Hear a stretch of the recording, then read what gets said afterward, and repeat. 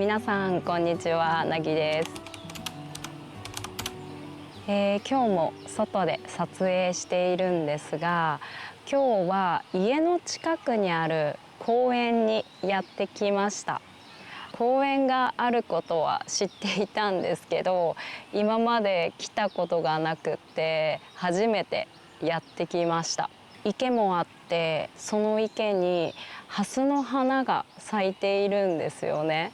とても綺麗です。こう広いので子供が遊べる滑り台とかブランコがあるような遊び場もあったり、ジョギングをしたりウォーキングをしたりする人もたくさんいて、とてもいい雰囲気ですね。そんな中でポッドキャストを撮っているんですけど、今日は学校のイベントについてお話ししたいと思います。日本ではね、学校のイベントがたくさんあるんですよ。皆さんの国ではどうですか？ぜひポッドキャストを聞きながら、日本の学校のイベントと皆さんの国のイベントを比べてみてください。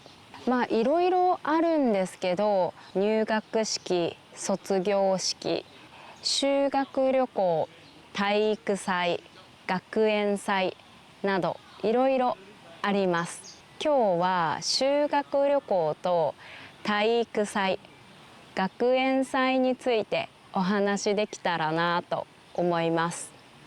日本のアニメが好きな人は学園アニメを見るといろいろなシーンで体育祭とか学園祭、修学旅行の話も出ると思います。学園アニメというのは学校の話を中心としたアニメのことですね。その中でもいろいろ見たことがあるイベントは多いと思います。まず体育祭からお話ししたいと思います。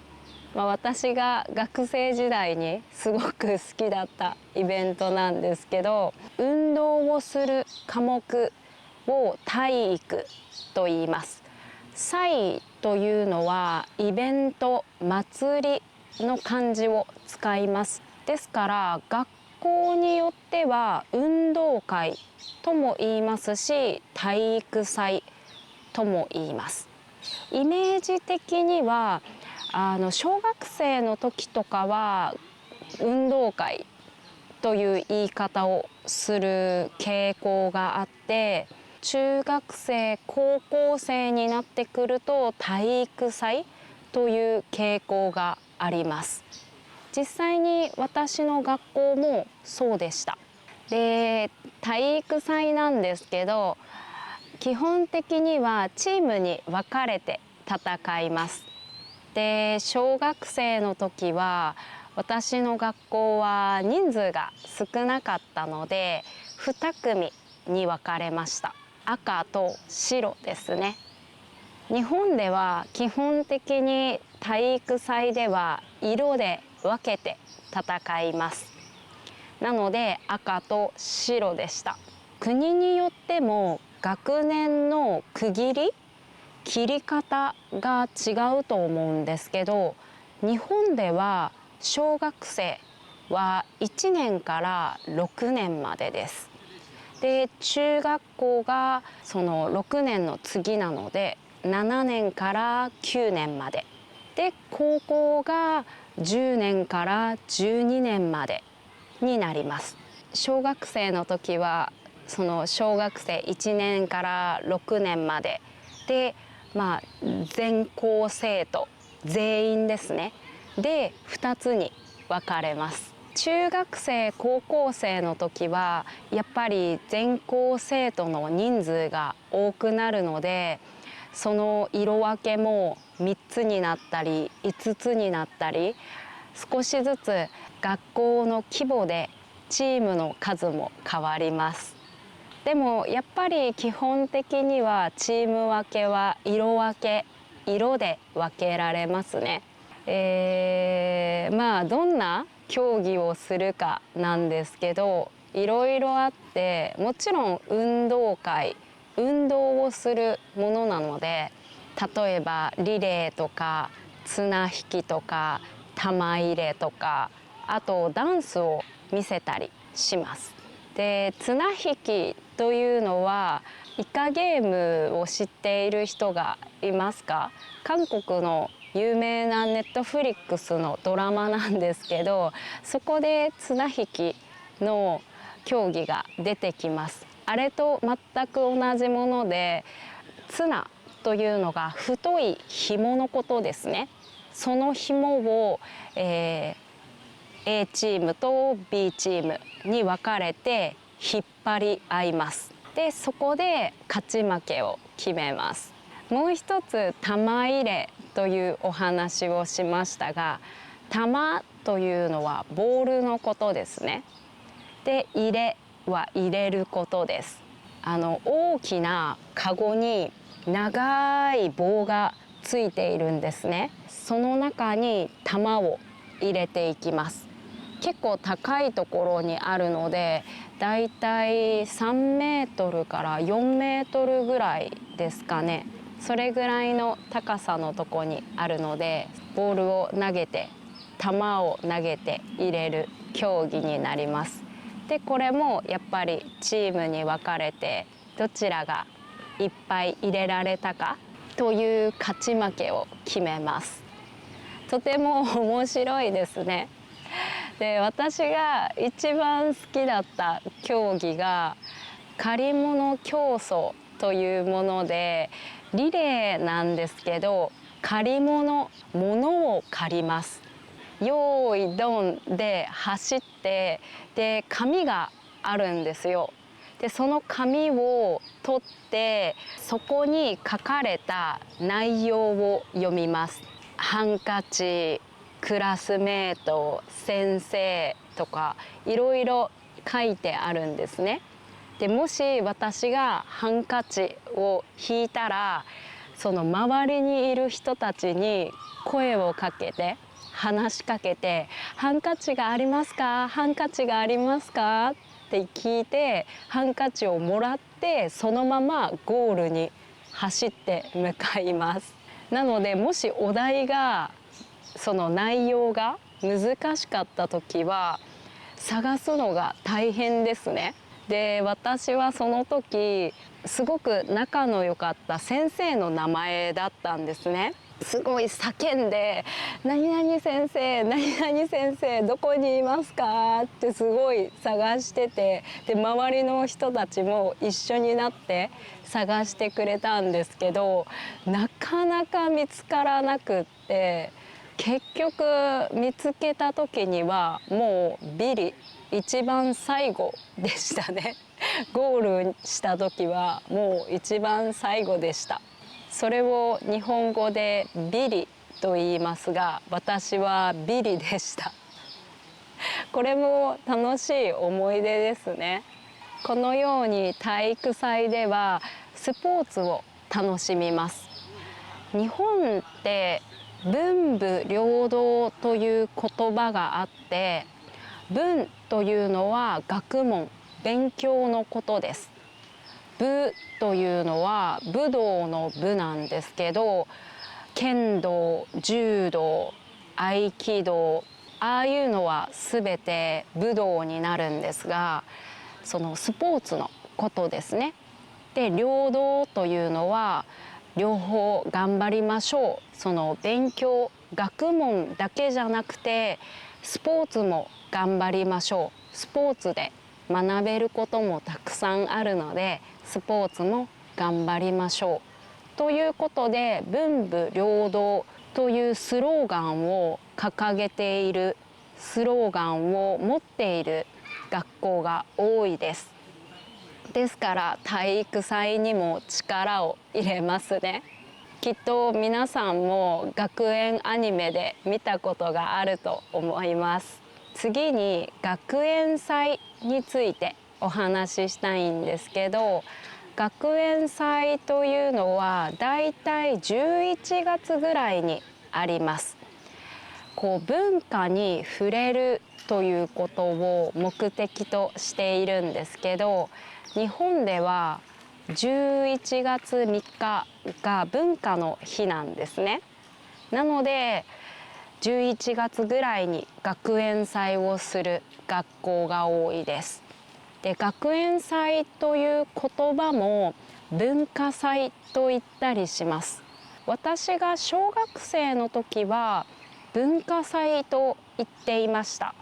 でも中学生高校生になるにつれて学園祭という言葉になりましたね。文化に触れるということを目的としているので、音楽とか美術、絵を描いたり何か作品を作ったりする科目ですけど、そういう授業で自分たちが作った作品を発表するイベントになります。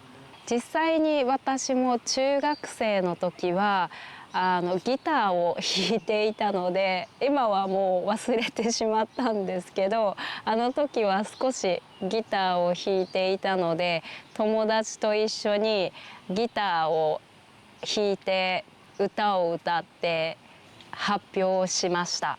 で、もちろん自分が描いた絵とか作った作品も教室に展示されて見せるように置いてもらって、みんなが見に来ます。みんなというのも学校の人たち、先生とか生徒だけじゃなくって、自分の家族も来ることができます。近所の知らない人が来ることもできます。私の学校はそうですね、誰でも来ていいというふうになっていました。ただ最近は犯罪とかの問題で、その関係者、自分の家族だけというような制限を設けている学校もあります。学園祭で正直一番楽しいことというのは、みんなで何かを売ることなんですね。これは高校の時によくあるんですけども、例えばお化け屋敷、お化けが出る家ですね、それを教室で作って入場料を取るんですけど、そういうイベントをしたり、何か唐揚げを売ったり飲み物を売ったりします。もちろん交代で物を売るので、自分が時間がある時は他のクラスのところに行って食べ物を食べたり何かを見たりするんですね。私のクラスではたこ焼きプレートでパンケーキを作りました。パンケーキというとフライパンで作るものですけど、それのたこ焼きプレートバージョンですね。ですから見た目は小さい丸たこ焼きなんですけど、それはパンケーキの生地ですね。トッピングは蜂蜜をかけたりチョコレートをかけたり、自分が好きなように注文ができるんですね。それを作って来てくれる人に売っていました。とても楽しかったです。最後に修学旅行についてお話ししたいと思います。修学旅行は学校で行く旅行のことです。文化や歴史を知るという目的で旅行に行きます。私が小学生の時は福岡とか広島に行きましたし、中学生の時は京都に行きました。歴史が知れるような場所に行くことが多いですね。そこに行ってもちろん遊んだり物を買ったりもするんですが、それと同時に歴史について学んだりもします。で、高校生になると正直その歴史とか文化を知るというところから若干離れてきて、ただの旅行を楽しむものになってきます。私が高校生の時は行くところが選べたんですよ。多分選べる高校は多いと思います。私の時は北海道と東京とハワイが選べたんですね。あの時ハワイに行けばよかったなって思うんですけど、私は東京に行きました。なぜかというと、ディズニーランドに行ったことがなくって行きたかったんですね。今思えば、大人になれば東京ディズニーランドはいつでも行けますね。なかなか行けないような場所に行くべきだったなって思うんですけど、でも東京は東京で楽しかったです。東京ディズニーランド、竹下通りの買い物を楽しんだり、あとは横浜の中華街で美味しいものを食べたり、あとクルーズにも参加して夕飯を楽しんだりしました。やはりみんなで修学旅行に行けば仲も深まりますし、すごくいいイベントですね。このように日本ではいろいろなイベントがあります。勉強だけじゃなくて、人と触れ合う、文化と触れ合う、歴史と触れ合うといったような別の部分でも学べることが多いです。今日のポッドキャストを聞いて、自分の国とは少し違うなとか、自分の国と少し似ている部分があるなといろいろ感じてもらえたら嬉しいです。また面白いと思った方はいいねボタンもよろしくお願いします。それでは今日も最後まで聞いてくださってありがとうございました。お疲れ様です。また次の動画でお会いしましょう。じゃあね。